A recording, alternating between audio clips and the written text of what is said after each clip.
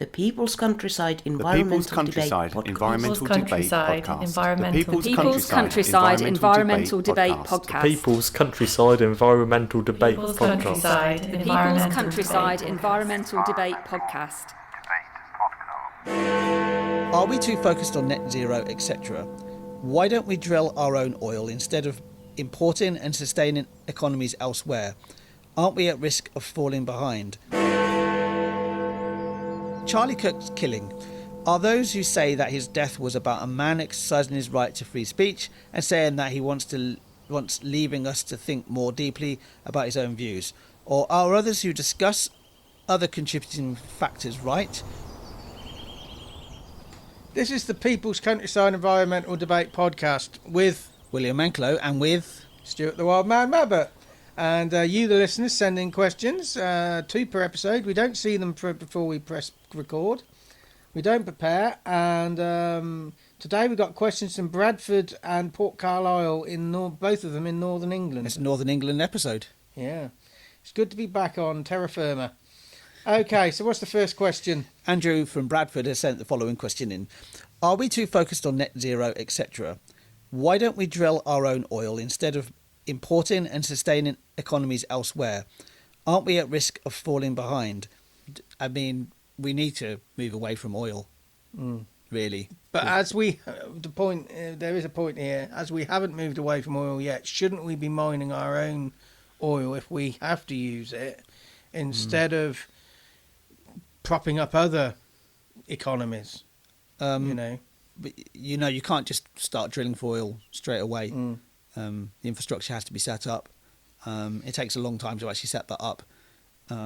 So I would say that it would be much better if we continued to go down the route of renewables.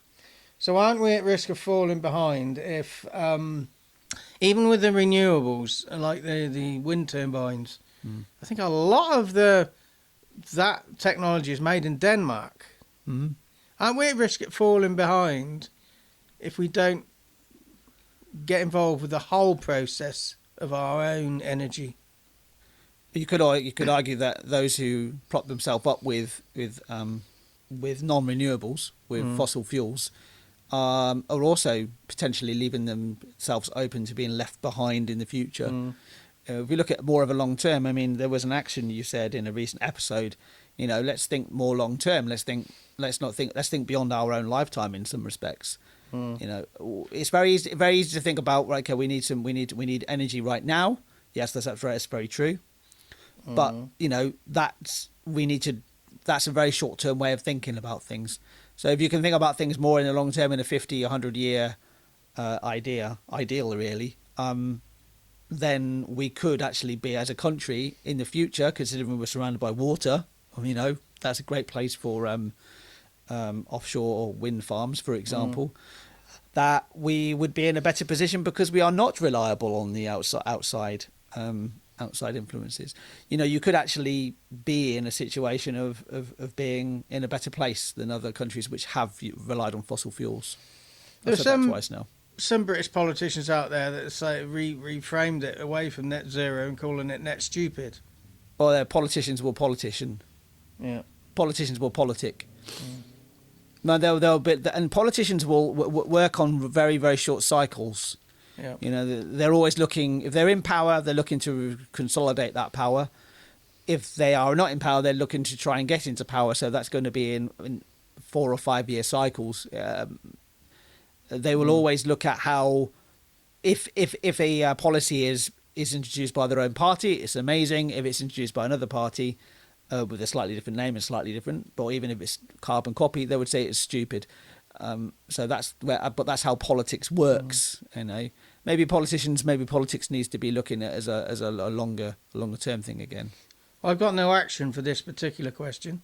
Not really, no. Let's move on to Stephen's question in Port Carlisle, England. Port Carlisle, yes, up near Carlisle. We discussed this, didn't we? Yeah.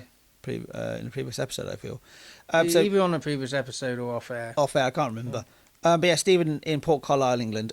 Charlie Kirk's killing are those who say that his death was about a man exercising his right to free speech and saying that he wants leaving us to think more deeply about his own views, or are others who discuss other contributing factors, right? Religion, debate, guns, antagonism, politics, division, conspiracies, for and against, disquiet, etc., etc. So what is the question here? Okay. So the question, my interpretation is, was he killed because it was a man exercising his right to say what he wants, or are the other people who say he was killed because of antagonism, politics, division? I think all of the above. There was a lot of contributing factors to that. I think he was a product of his time, a product of division. I'm not sure. You can't criticise somebody for doing what they want, but I don't think freedom of speech isn't saying what you want, when you want, to who you want, however you want. You have to. So I don't think that's what free speech is. And he was a highly intellectual person, a very deep religious person. Did like to argue, whether or not he was. I don't know. I don't think you can say why things like that happen, because it's lots of influencing factors. But I think it's a symptom of the division, especially in America. We're exercising our right to free speech now. Yeah, but we? Even though I call you a fucker and you call me a cunt and all the rest of it, I don't think I have. It doesn't. No, you thought it. There is a limit. You've no idea what I've been thinking in my life. No, I do. Without me, you'd be nothing. You just hope. You wish it, Stuart. So, I do think where we have we don't say whatever we want. We do push the boundaries. Was he pushing the boundaries, or was he well over the boundaries, or wasn't he anywhere near the boundaries? Yeah. I can't say as I really took too much notice of him before he died or after. I used to watch things, I was interested in the psychology and the body language. I'm not necessarily listening to what people like Charlie Kirk or his type are saying, or his audience are saying back to him. I'm very much watching body language and learning about eye movement and stuff. I'm not really listening.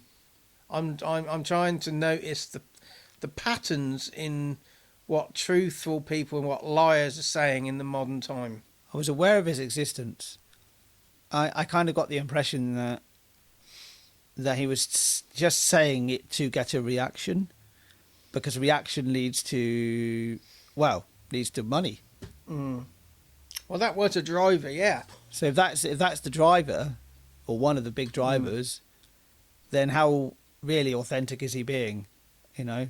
Well, I wonder what he was like when he was younger. He wasn't an old. I'm not intrigued to even find that out. No, but maybe that's an action. But I don't know. I mean, I think there's multiple reasons of why that happened, and why it will happen again. Yeah, I mean, if you go out, if you're out there saying what is your own opinion, you'd like to think that it was his own opinion. You're going to antagonize, and you end up antagonizing somebody. Somebody's at some point might go to the length of killing you. Won't be the first person, won't be the last person. But I don't really want to say any more, because I don't really know very much about him. Not really, not deeply. Yeah. Because he's an American. I do pay some attention to American politics and American news. I've got a very close friend in the US, so I'd like to keep on at least some sort of eye on what's happening in the US and what's happening over there. But I don't know this person deeply enough, or to understand him enough. What I don't even really know what he was talking about, because I didn't engage with what he was saying. I was just aware of his presence. I don't think that was. I think it was almost impossible not to not know him, because he was in places that I inhabited, like YouTube, for example. Maybe an action here is to think about freedom of speech just because you don't feel you should say something, is that your freedom of speech being impinged, or is that just actually a bit of politeness? You know, you don't have to say everything in your brain. If you knew everything that was going on in my brain, well, you probably do, but now if you listen to all 600 plus episodes, there are some things I just think I don't want to say that because it's not the right time. Yeah. You know, so my action is maybe just explore what is freedom of speech. What does it mean to you? What does it mean to others? Is there a universal interpretation of freedom of speech? William, an action. I was hoping you were going to actually end the episode there.